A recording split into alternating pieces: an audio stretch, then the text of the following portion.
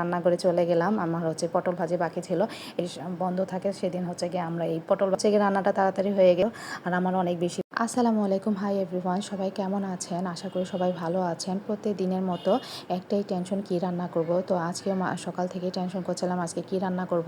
আর মনে হয় এটা প্রত্যেকটা মেয়েরই টেনশন, প্রতিদিনের রান্না বান্না নিয়ে কি রান্না করব।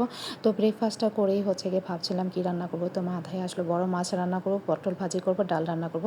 আর এদিকে গিয়ে সকালে ব্রেকফাস্টের পরেই আমি গিয়ে ভাত বসিয়ে দিলাম, যদিও দুপুরে চুলার আঁচটা একটু কম থাকে। এদিকে আমি মাছ ধুয়ে তাড়াতাড়ি মাছ ভাজি বসিয়ে দিয়েছিলাম আর ভাত রান্না শুরু করে দিয়েছিলাম। আর এদিকে গিয়ে আমি সবজি কাটাকাটি করছিলাম আর ভাবছিলাম আর কি রান্না করা যায়। তো ফাইনালি আমি রান্না করে এসে তাড়াতাড়ি গিয়ে মাছ রান্না করব। আর মাছটা আমি অবশ্যই গিয়ে ঝিঙ্গে দিয়ে রান্না করব। ঝিঙ্গেটা আমার অনেক বেশি ভালো লাগে। ঝিঙ্গে আর দুন্দুলটা খুবই মজা লাগে।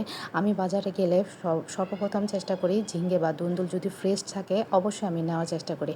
আর আদারওয়াইজ শহরে যদিও সবসময় ফ্রেশ বা টাটকা দুন্দুল আর ঝিঙ্গে পাওয়া যায় না।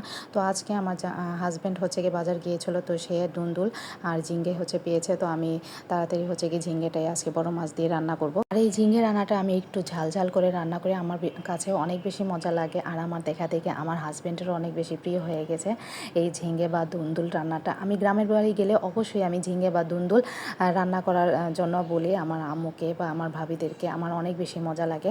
আর আজকে আমি রান্না করছি, আমার কাছে অনেক বেশি আনন্দ লাগছে যে আজকে কি ঝিঙ্গে দিয়ে মাছ রান্না করছি। আর এদিকে আমার মাছ রান্নার পাশাপাশি আমি ডাল বসিয়ে দিয়েছিলাম। তো ডাল ঘোটা দিয়ে এদিকে গিয়ে বাগার দিব। আর বাগার দিচ্ছিলাম আর ভাবছিলাম ওদের বাবুদের চিল্লাচিল্লি। তো আমি তাড়াতাড়ি ওদের রুমে গিয়ে দেখলাম যে কি করে। তো আমি দেখে তো অবাক, ওরা গিয়ে কী খেলা খেলছিল না জানে, আল্লাহ জানে, কখনো এই খেলা খেলতে দেখিনি।